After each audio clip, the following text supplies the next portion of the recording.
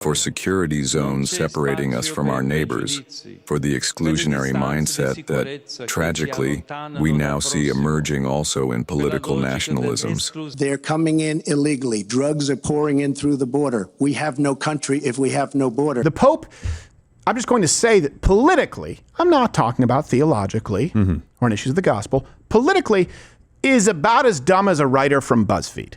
President Trump and the Pope. And I will, for the sake of this discussion, include those high up in the Vatican in positions of authority as well. Let me ask you, who do you agree with on this one? Not do you like the personal commentary, or do you think that it was appropriate for Donald Trump to post what he posted on Truth or using that venue? But I think we are at the point now where we can very clearly see a contrast. I want you to take your personal religious lens off of this, and I just want you to look at this through a political one, a national policy one, as a conservative, as a MAGA person, America First, nationalist, whatever you want to call it. You want open borders, or do you believe in strong borders? Do you support deportations of illegal aliens, or do you think that's cruel? Do you support a bigger welfare state, or do you think we need to be more fiscally responsible? Where do you line up on these fundamental issues? Do you think that we should be tolerant of Islam and welcoming, or do you think that maybe it's run its course as far as Western tolerance being used against us? Do you think it's a good thing that President Trump spoke out against genocide in certain African nations?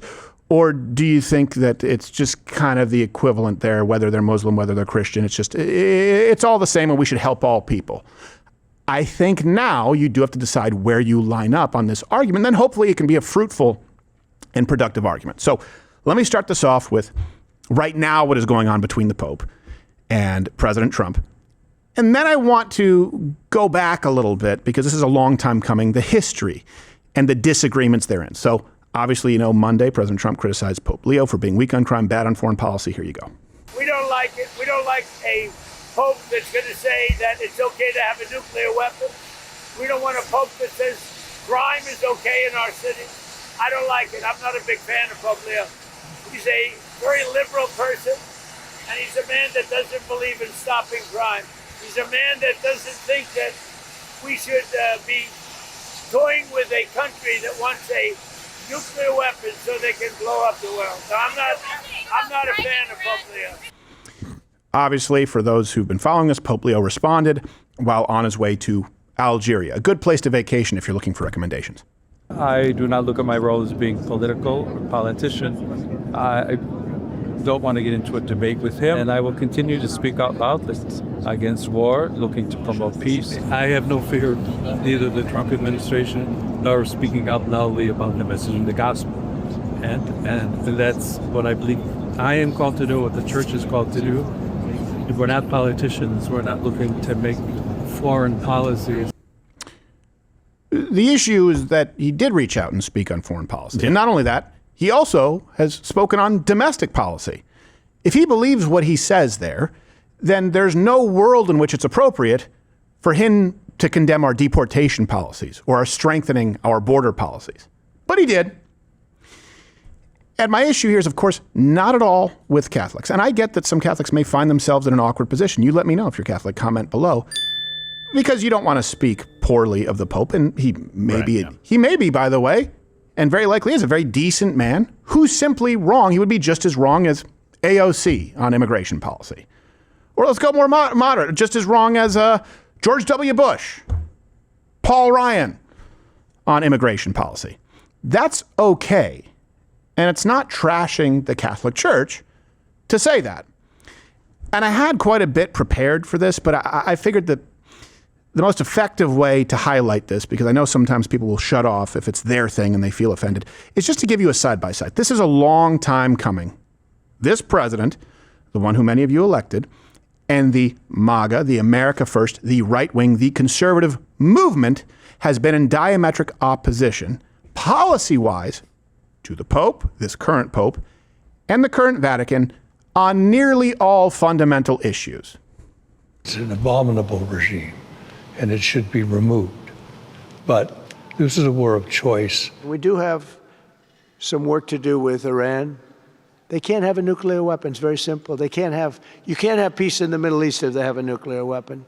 If people are in the United States illegally, there are ways to treat that. There are courts, there's a system of justice. But when people are living good lives, and many of them for 10, 15, 20 years, to treat them in a way that is extremely disrespectful, to say the least, and there's been some violence, unfortunately, I think that the bishops have been very clear in what they said. Is it your plan to deport everyone who is here illegally over the next 4 years? Well, I think you have to do it, and it's a very tough thing to do. You know, you have rules, regulations, laws. They came in illegally.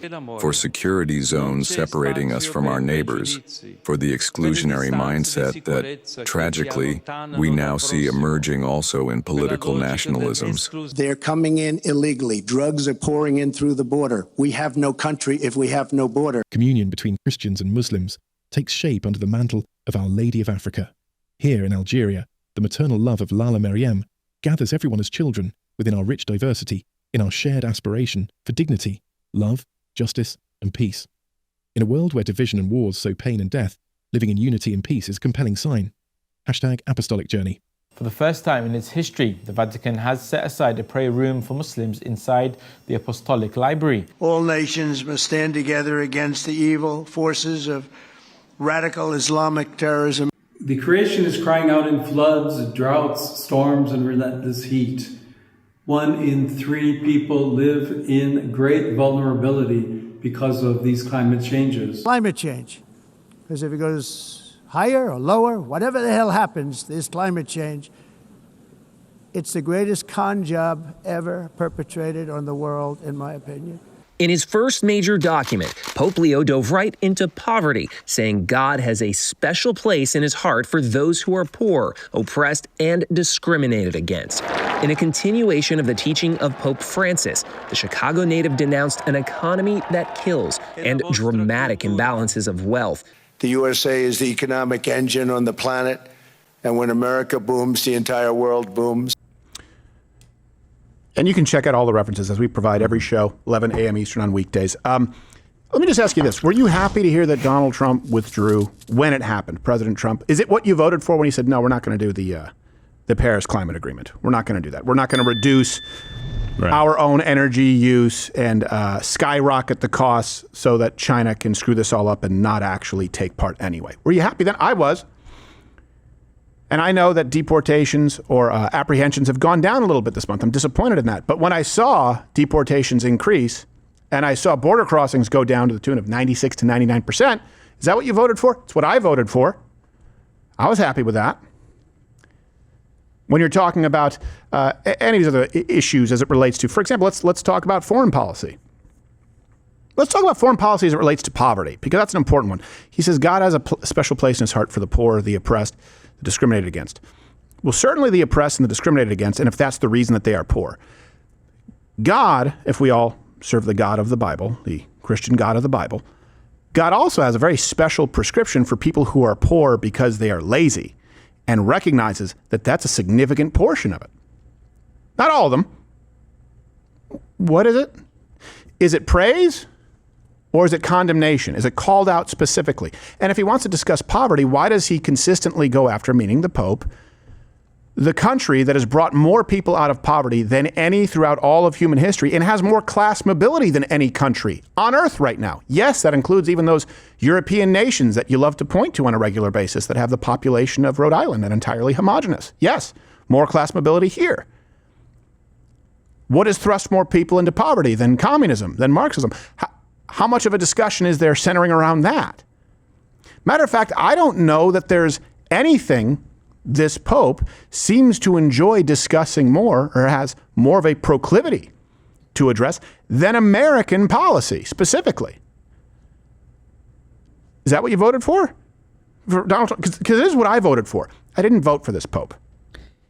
It almost seems like the cardinals who did vote for him voted for an American so that they could have an American, talking head, saying the things that they wanted to say from the Vatican.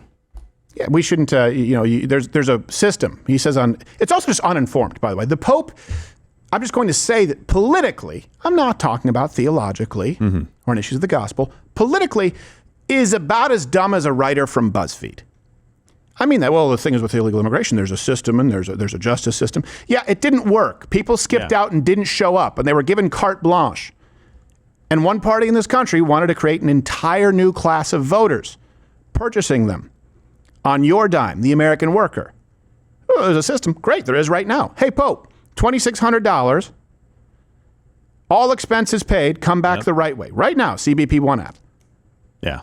The other thing that I notice is they say, well, of course something should be done. Of course, this regime is terrible in Iran and they should be removed. But no war is ever right. Yeah, but how? How do you remove? How do you remove? Whether you agree, and that's one where maybe you agree with this Pope. Maybe you agree with this Pope over Donald Trump on Iran. And I know that there are people on both sides of that. I think reasonable arguments to be made on both sides of that issue. Not if you claim to be conservative or America first on immigration, on taxes, on the border. I also haven't seen him speak out particularly against the evils of feminism and LGBTQ and the destruction of the nuclear family in the same way, not with the same zeal. Islam. Yeah. A designated prayer room for visitors? Can someone fact check me? Can Christians, are they allowed to go to Mecca now? I think you're allowed to kiss the black rock, the black square. Yeah, if you're not. I don't think so. I don't think they have a designated prayer room there. So just in the Vatican, they have a designated prayer room for Muslims. Right. That are visiting scholars. There's this weird alliance, and I just seem to remember something about truth dividing. I didn't come to bring peace but a sword. The truth is going to divide us, and you're going to tell me that, I guess Vatican II is what really ushered this in, that the God of Islam and the God of the Bible are the same God? They're not. Yeah. The attributes are completely different. Doesn't make any sense to me. Why this alliance, especially making these comments in Algeria? Why? For people who are complaining about the fall of, for example, Hungary, Viktor Orban, by the way, losing to someone who's to the right of him on immigration and on some social issues, and more moderate on some other issues, certainly as it relates to the international community, where's the outrage here about someone pumping the message of globalism ad nauseum? That's what this Pope does. When he talks about climate change, he's talking about international treaties with godless heathen nations, secular humanists who think that they can fix the world by getting rid of people. You know the reason that we have a birth rate problem, right? The primary reason? There are other contributing factors. The left will tell you, how could you bring a child into this world when overpopulation is a problem? We grew up with that, nonstop. Climate change, we have to curb the population. Remember, Bill Burr even had a bit about that, right? Yeah. Just using sort of an uneducated rube on these issues is a good sort of bellwether. He goes, no one wants to address this issue, right? Because no one wants to admit that, like, half of us just have to walk off into the ocean. People believe that for a long time, and now we're facing the crisis of not actually replacing our populations. So for someone like that, who comes from a religion, a worldview of be fruitful and multiply, to the point that they are, quite adamantly against contraception in comparison to other denominations, how do you buy into the internationalist agenda of climate change, which was predicated on the idea that there are too many human beings on this planet? I got to tell you, I'm not seeing the fruits of the Spirit there. Or it could just be a lack of education. But that's my report, Captain. Anyone else want to take a crack at it? Because I know it's like, this is not anti-Catholic. It's anti-political positions of this Pope. Hey, thanks for watching. If you liked what you saw, you can click around and watch one of these videos on YouTube, or head on over to Rumble and subscribe, where I am live every weekday at 11 a.m. Eastern. Live on Rumble. YouTube is dead. Rumble did it. And on Rumble, you can say